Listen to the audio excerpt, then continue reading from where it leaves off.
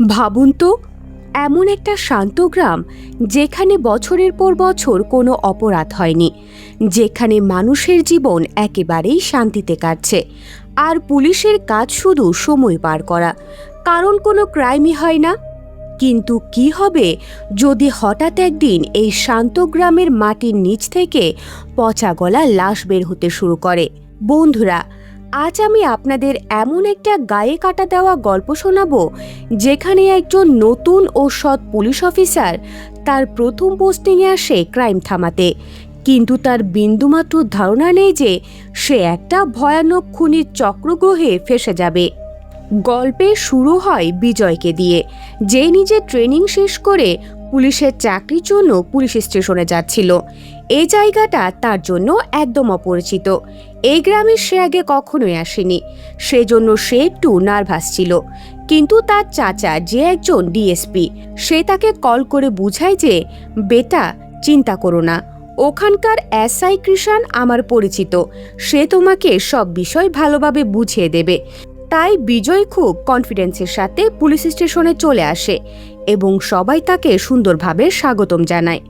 এখানে কৃষাণ বিজয়কে বাকি সব কনস্টেবলদের সাথে পরিচয় করিয়ে দেয়, যার মধ্যে হেড কনস্টেবল বালন, সত্য ও বিশন এবং দুইজন লেডি কনস্টেবল রিমা ও বিদ্যাও সামিল ছিল।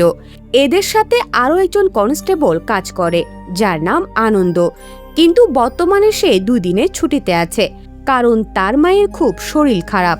কিছুদিন পর পুলিশ স্টেশনে একটা কল আসে, যেখানে জানানো হয় যে কোথাও একটা মারামারি হচ্ছে। সেই জন্য বিজয় সঙ্গে সঙ্গে সেই জায়গায় যায় এবং মারামারি করা 2 জনকে থানায় নিয়ে আসে। তো প্রথমজন অন্যজনের উপর অভিযোগ করে যে ও আমার বাড়ির বাইরে নেশা করছিল, আমি ওকে বাধা দিয়েছিলাম আর ও আমাকে মেরেছে। আর চেক করে দেখা যায় দ্বিতীয় জনের কাছে গাঁজা পাওয়া গেছে, সেজন্য বিজয় তাকে গ্রেফতার করে। কিন্তু তখনই সেখানে দ্বিতীয় ছেলেটির বাবা আর চাচা চলে আসে। তারা বলে, দেখুন, আমাদের ছেলে আগামী সপ্তাহে দুবাই যাবে, কেস হয়ে গেলে ও যেতে পারবে না, ওর কেরিয়ারটা নষ্ট হয়ে যাবে। আমি আপনাকে ঘুষ দেব, এই কেসটা এখানেই খতম করে দিন। ঘুষের কথা শুনে বিজয় অনেক রেগে যায়, কিন্তু কৃষাণ বলে, স্যার, এ ছেলেটা অনেক ভালো, আজকে প্রথমবার এমন করেছে, ভেতরে ঢুকিয়ে দিলে ওর কেরিয়ারটা নষ্ট হয়ে যাবে। আর এমনিতেও ওর চাচা অনেক প্রভাবশালী লোক, লয়ার দিয়ে জামিন করিয়ে নেবে। তখন বিজয় বুঝতে পারে এই স্টেশনে টাকার বিনিময়ে অনৈতিক কাজ হয়। এর পরের সিনে আমরা একজন মজুরকে ঘাস কাটতে দেখি, যেখানে সে একটা হাত দেখতে পায়। আর বিজয় যখনই এ ব্যাপারটা জানতে পারে, সে জঙ্গলে নিজের টিম এবং ডগস নিয়ে পৌঁছে যায়, যেখানে কিছুটা খোঁজাখুঁজি করার পর শুধু হাত নয়, বরং একটা আস্ত লাশ পাওয়া যায়, যা বেশ পচে গেছে। তখন বিজয় কৃষাণকে বলে লাশটি পোস্টমর্টমে পাঠাতে।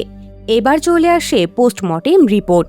ডাক্তার জানায় যে লাশটি প্রায় 4 থেকে 5 দিনের পুরনো, বয়স আনুমানিক 30 থেকে 35 হবে, আর শরীরে আঘাতের চিহ্ন রয়েছে, যেন মরার আগে কেউ খুব ভয়ানকভাবে লড়াই করেছে।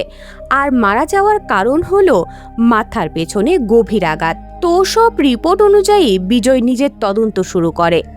এখন এ কারণে খুঁজে বের করা কঠিন হয়ে গেছে যে এই লাশটা আসলে কার। তো বিজয় আবার ক্রাইম স্পটে যায়, যাতে কোনো প্রমাণ পাওয়া যায়, কিন্তু সেখান থেকে সে কোনো প্রমাণই পায়নি। তো বিজয় যার জমিতে লাশটা পড়েছিল সেই লোকটার বাড়িতে যায়। ওনার নাম হলো রেজি। তাকে জিজ্ঞাসাবাদ করে জানা যায় যে জমিটা অনেক দিন খালি পড়েছিল, কালই মজুর পাঠিয়েছিলাম পরিষ্কার করার জন্য, হতে পারে খালি জায়গা দেখে কেউ লাশটা ফেলে গেছে। তো বিজয় এবার তার পরিবার সম্পর্কে জিজ্ঞেস করে। তখন সে বলে যে তার পরিবার শহরে গেছে, আসবে 1 সপ্তাহ পরে। পরিবারে একটা ছেলে আছে, যার বয়স 35। এখন এটা শুনে বিজয় তার টিমকে বলে রোজির ছেলের খোঁজ নিতে, কারণ এই লাশটার বয়সও প্রায় 30 থেকে 35। তো কোথাও এটা তার ছেলের লাশ নয় তো? এখনো লাশের কেসটা সমাধান হয়নি। পরের দিনে খবর আসে একটা ফাইন্যান্স কোম্পানিতে চুরি হয়েছে। এই কোম্পানি মানুষকে সোনা এবং জমির বদলে সুদে টাকা দিত। ওখানে পৌঁছার পর বিজয় দেখে যে একটা সিন্ধুক গায়েব আর জানালা ভাঙা। তো ম্যানেজার বলে যে ওই সিন্ধুকে 1 কেজি সোনা আর 50 লাখ টাকা ক্যাশ ছিল। সিসিটিভি দেখলে জানা যায় যে 3 জন ওই রাতে চুরি করেছে আর তারা মাস্ক পরেছিল। তারা সিসিটিভিতে প্রথমে স্প্রে করে এবং সিন্ধুক নিয়ে পালিয়ে যায়, কিন্তু সিন্ধুক এতটাও হালকা ছিল না যে 3 জন অনায়াসে উঠাতে পারবে। তো বিজয় একটা আন্দাজ করে তাদের সাথে হয়তো চতুর্থ কোনো ব্যক্তি ছিল যে গাড়ি নিয়ে এসেছিল এবং ওই গাড়ি করেই সিন্ধুকটা নিয়ে সবাই পালিয়ে যায়। তো এখন গ্রামবাসীরা হাঙ্গামা করতে শুরু করে, কারণ চুরি হয়ে যাওয়া জিনিসপত্র তাদেরই ছিল যা তারা কোম্পানিতে জমা রেখেছে, কিন্তু এখন তাদের সেই টাকা ফেরত চাই। বিজয় যখন ওখান থেকে যাচ্ছিল তখন সে মানুষের ভিড়ের মধ্যে একজন লোককে নোটিস করে, কিন্তু বিজয় তাকে দেখা মাত্রই লোকটা সেখান থেকে চলে যায়। পরের দিন বিজয় ওই ফাইন্যান্স কোম্পানির মালিক আর ম্যানেজারকে জিজ্ঞাসাবাদ করে। তাদের জিজ্ঞেস করে তাদের কারো উপর সন্দেহ আছে কিনা। তখন তারা বলে মনোজ নামের এক লোক 1 সপ্তাহ আগে তাদের হুমকি দিয়েছে, তাদেরকে নাকি উচিত শিক্ষা দেবে। সেই কোম্পানি থেকে মনোজ লোন নিয়েছে, কিন্তু ফেরত দেওয়ার সময় নাটক করেছে আর হুমকি দিয়েছে, তাই হতে পারে এই কাজটা সেই করেছে। পরে বিজয় কোম্পানির স্টাফ থেকে জানতে পারে যে এই কোম্পানির সাথে প্রায় সবারই শত্রুতা আছে, কারণ কোম্পানির ব্যবহার ভালো না, টাকা উসুল করার কৌশলও খুব কড়া, সবসময় ইন্টারেস্ট রেট মাত্রা অতিরিক্ত বাড়িয়ে দেয়, যার ফলে মানুষের ঘর পর্যন্ত বিক্রি হয়ে গেছে। এখন এটা শুনে বিজয়ের আবার সন্দেহ হয় যে গ্রামের কেউ হয়তো এই চুরিটা করেছে, হয়তো তার ক্ষতি হয়েছে কোম্পানি থেকে, তাই প্রতিশোধ নিতে এইটা করেছে। এরপর বিজয় বিবেশ আর আনন্দকে জিজ্ঞেস করে সেদিন রাতে তোমাদের ডিউটি কি কোম্পানির আশেপাশে ছিল? তারা দুজন বলে না স্যার, আমাদের ডিউটি তো পুকুরের পাশে ছিল। এরপর বিজয় তার ইনভেস্টিগেশন আবার শুরু করে। ইনভেস্টিগেশনের জন্য সে শুরুতে যায় মনোজের বাড়িতে। মনোজের স্ত্রী বলে মনোজ 1 সপ্তাহ ধরে বাড়িতে আসেনি, কাজের সূত্রে সে প্রায় বাইরে যায়। তখন বিজয়ের মনে হয় 1 সপ্তাহ পূর্ণ লাশ পাওয়া গেছে, এই লাশটা মনোজের নয় তো। তখন বিজয় মনোজের স্ত্রীকে লাশ শনাক্ত করার জন্য নিয়ে যায়, কিন্তু তার স্ত্রী অস্বীকার করে যে এটা মনোজের লাশ নয়। সেজন্য বিজয় তার টিমকে বলে মনোজের বাড়ির উপর নজর রাখতে। এরপর সত্য এসে বিজয়কে বলে কিছুদিন আগে এক লোক আত্মহত্যা করেছে, কারণ তার ইন্টারেস্ট বেশি হওয়ায় সে লোন শোধ করতে পারেনি। ওই লোকের 2 জন ছেলে ছিল, একজনের 30 বছর এবং আরেকজনের 35 বছর। বাবার মৃত্যুর পর বড় ছেলে সনিশ তো গায়েব, কিন্তু ছোট ছেলে কিরণ খুব নেশাখোর, সে যেখানে সেখানে ভণ্ডামি করে বেড়ায়। এজন্য বিজয় এখন সেই লোকের বাড়িতে যায়। লোকটির স্ত্রীর সাথে কথা বলার পর বিজয় বলে সনিশ প্রায় 2 মাস ধরে গায়েব, আপনারা কেন কোনো মিসিং রিপোর্ট করেননি? তখন তার উত্তরে সনিশের মা বলে সে প্রায় শহরে যেত কাজের জন্য, তাই আমি বিষয়টাকে এতটা গুরুত্ব দেইনি। আর কিরণ তো আশেপাশে কোথাও একটা আছে, নেশা করছে, সে আসলে আপনার কাছে পাঠিয়ে দেব। তখন বিজয় টেবিলে সনিশের ছবি দেখে। এ ছিল সেই লোকটা যে বিজয়কে দেখে ভিড়ের মধ্যে পালিয়ে গেছে, মানে সনিশ এখনও গ্রামেই উপস্থিত আছে। সেজন্য বিজয় নিজের টিমকে সনিশ আর কিরণকে খোঁজার জন্য লাগিয়ে দেয়, কারণ বিজয়ের সন্দেহ হয় যে এরা 2 জন বাবার মৃত্যুর বদলা নিতে কোম্পানি লুট করিয়েছে। এরপর বিজয় বিদ্যাকে কিছু জিনিসপত্র আনতে বলে। বিদ্যা রাজি হয়ে সে জিনিসগুলো এনে দেয়। এই জিনিসগুলো আমাদের কেসকে সলভ করতে অনেক সাহায্য করবে। তো বন্ধুরা, আপনারা দেখতে থাকুন একটার পর একটা টুইস্ট কিভাবে আপনাদের জন্য অপেক্ষা করছে। এর কিছুদিন পর নদীতে আরেকটা মানুষের পচা গলা লাশ পাওয়া যায়, আর লাশের অবস্থা খুবই খারাপ ছিল। গলায় দড়ি দিয়ে পাথর বেঁধে ফেলে দেওয়া হয়েছে, যেন কিলার বোঝাতে চায় যে এই লাশটা আত্মহত্যা নয়, বরং খুন করা হয়েছে। তো এভাবেই যে গ্রামে কোনোদিন কোনো ক্রাইমই হয়নি, এখন সেই গ্রামে 10 দিনের মধ্যে 2টা লাশ পাওয়া গেছে। আর এই লাশটার পোস্টমর্টেম রিপোর্ট বলে যে আগের খুনের সাথে এটা অনেক সিমিলার, হয়তো 2 জনকে একসাথে মারা হয়েছে আর লাশ ফেলা হয়েছে আলাদা আলাদা জায়গায়। কিন্তু বিজয় কোনোভাবে বিষয়টা বুঝতে পারছে না। আর উপর মহল থেকে বিজয়কে খুব প্রেসার দেওয়া হয় যে তাড়াতাড়ি কেসটা সলভ করো, না হলে আমরা অন্য টিম পাঠাবো। তখন বিজয় খুব চিন্তিত হয়ে পড়ে, কারণ তার জায়গায় যদি অন্য টিমকে পাঠানো হয় তাহলে তার আর কোনো ভ্যালু থাকবে না, সে আর কোনো বড় কেস পাবে না। এরপর বিজয় তার টিমকে বলে রাখে সব স্বর্ণের দোকানে খবর নিতে যে কেউ কোনো স্বর্ণ বিক্রি করতে আসছে কিনা এবং সব দিকে কড়া নজর রাখতে। এরপর এক গ্রামবাসী পুলিশকে কল করে জানায় যে জঙ্গলের মাঝে সে আরও একটা লাশ দেখতে পেয়েছে। সেজন্য বিজয় তার টিমকে নিয়ে দ্রুত জঙ্গলে যায়। সেখানে তার চোখ পড়ে লাশের উপর। তার পকেটে একটা সোনার চেইন ছিল। বিজয় সেটাকে দেখছিল। ঠিক তখনই পেছন থেকে কেউ বিজয়ের উপর হামলা করে। তাকে বাঁচাতে আসা কনস্টেবলের উপরও হামলা চালায়। এরপর অপরাধী পালিয়ে যায়। এরপর তো কৃষাণ আর বাকিরা বিজয়কে এবং সেই কনস্টেবলকে হাসপাতালে নিয়ে যায়। এদিকে লাশের সাথে সোনার চেনটাও উদ্ধার করা হয়। একদিকে দেখলে বিজয় প্রায় কিলারকে ধরেই ফেলেছিল, কিন্তু সে পালিয়ে যায়। তবে ভালো কথা এটা যে এবার লাশের পরিচয় পাওয়া গেছে। তার নাম ছিল মণিকন্দন। সে ছিল তামিলনাড়ুর বাসিন্দা। সেইখানে কনস্ট্রাকশনের কাজ করছিল। তো এটা জানা মাত্রই বিজয় কন্ট্রাক্টরের সাথে দেখা করতে যায় এবং মণিকন্দনের ব্যাপারে জিজ্ঞেস করে। কন্ট্রাক্টর জানায় যে আমি তামিলনাড়ু থেকে 4 জন মজুর এনেছিলাম। তাদের নাম হলো মণিকন্দন, আনবু, আরুল আর কুমার। এদের মধ্যে একজন অনেক আগেই নিজের বাড়ি চলে গিয়েছে, আর বাকি 3 জন কিছুদিন আগে একসাথে বেরিয়েছিল কিন্তু এখনো ফেরেনি। তো এখন যারা মারা গিয়েছে তাদের পোস্টমর্টেম রিপোর্টও এটা বলে যে তারা প্রায় ওই সময়ের কাছাকাছি মারা গিয়েছে। আর এখন এই কন্ট্রাক্টর বলে আমার 3 জন মজুর ওই সময়ের কাছাকাছি এখান থেকে রওনা হয়েছিল। তো বিজয় ভাবে এই লাশগুলো হয়তো ওই মজুরদের। সেই জন্য বিজয় ওই 4 জন মজুরের বাড়ি তল্লাশি করে যাতে কিছু প্রমাণ হাতে আসে। আর প্রমাণ হাতেও আসে একটা রিসিপ্ট। এই রিসিপ্টটা ছিল ফাইন্যান্স কোম্পানির। তো জিনিসগুলো আস্তে আস্তে ক্লিয়ার হচ্ছিল। আর এদিকে জানা যায় যে এখনকার লাশের থেকে পাওয়া সোনা চুরি হয়ে যাওয়া সোনার সাথে ম্যাচ হয়ে গেছে। এরপর কৃষাণ জানায় যে স্যার, আপনি এখানে আসার আগে এই 4 জন এখানে এসেছিল, কারণ এদের কোনো একটা বিষয় নিয়ে ঝামেলা হয়েছে। আরুল ঝামেলা শুরু করেছে, তাই আরুলকে একদিনের জন্য জেলে রেখেছিলাম। তারপর সবাই চলে যায়। আর বাকি 2টা লাশের থেকে পাওয়া জিনিসপত্র এবং ওই 4 জন তামিলনাড়ুর লোকের জিনিসপত্র ম্যাচ করায় এটা কনফার্ম হয় যে প্রথমে পাওয়া 2টি লাশ আরুল আর আনবুরের। মানে ওই 4 জনের মধ্যে 3 জন মারা গেছে। 3 নম্বর হলো মণিকন্দন, যে এখন মারা গেল। আর শুধু এখন কুমার পলাতক। আর এদের বাড়ি থেকে কোম্পানির রিসিপ্ট মেলা এই কেসটাকে আরও সলভ করার দিকে ইশারা করছিল। হয়তো 4 জন চুরি করার প্ল্যান করেছে, কিন্তু ওদের মধ্যে ঝামেলা হয়েছে, তাই কুমার 3 জনকে খুন করে দিয়েছে আর বর্তমানে পলাতক। কারণ সিসিটিভিতে 3 জন ছিল আর বাইরে একজন গাড়ি নিয়েছিল। তো মোট হয় 4 জন।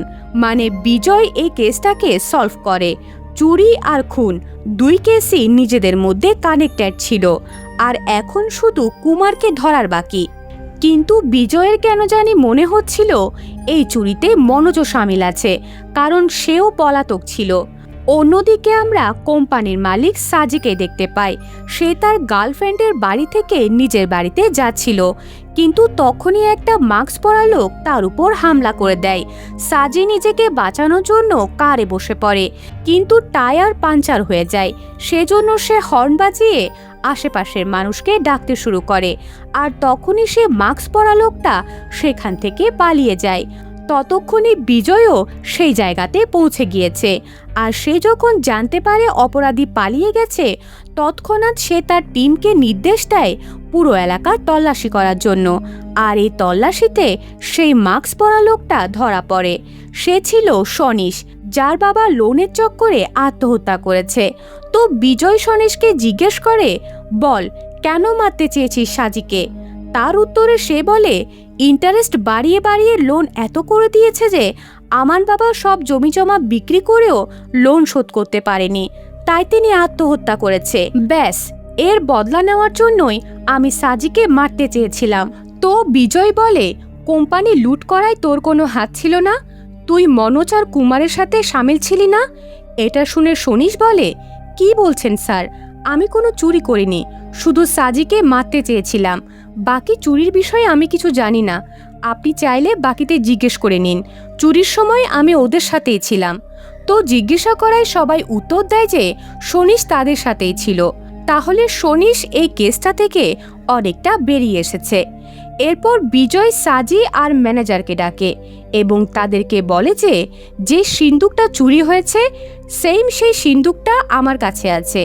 আপনারা বলেছেন 1 কেজি সোনা আর 50 লাখ টাকা ছিল, কিন্তু আমি তো এই জিনিসগুলো ভেতরে রাখার চেষ্টা করছি, কিন্তু সিন্দুকে ফিটই হচ্ছে না, সেই জন্য আপনাদের ডাকলাম। আপনারা ফিট করে দেখান তো 1 কেজি সোনা আর 50 লাখ টাকা কিভাবে ফিট করেছেন। এটা শুনে সাজি আর ম্যানেজার বুঝে যায় যে বিজয় তাদের ভুল ধরে ফেলেছে। সেই জন্য তারা বিজয়কে বলে যে 1.25 কেজি স্বর্ণ আর 1 লাখ টাকা ছিল। ইন্স্যুরেন্স ক্লেম করার জন্য তারা বাড়িয়ে অ্যামাউন্ট বলেছে। এটা শুনে বিজয় অনেক রেগে যায়, কারণ সব জায়গায় দুর্নীতি। বিজয় বলে, তোমাদের মতন বেকুবদের জন্য এই কেসটা আমি এখনো পর্যন্ত সলভ করতে পারছি না। সে সাজি আর ম্যানেজারকে প্রতারণার অভিযোগে ভেতরে ঢুকিয়ে দেয়। আর তখনই তামিলনাড়ুর পুলিশ অফিসার বিজয়কে কল দেয় আর এটা বলে যে এই 4 জন তামিলনাড়ুর লোক তাদের থেকে বন্দুক চুরি করে পালিয়েছে। আমরা অনেক দিন ধরে তাদেরকে খুঁজছি। তো বন্ধুরা, এটা শুনে বিজয় তো কনফার্ম হয়ে যায় যে চুরিটা ওই 4 জনই করেছে, কারণ তারা এমন কাজ অলরেডি করে এসেছে, যেমন বন্দুক চুরি বা ডাকাতি করা।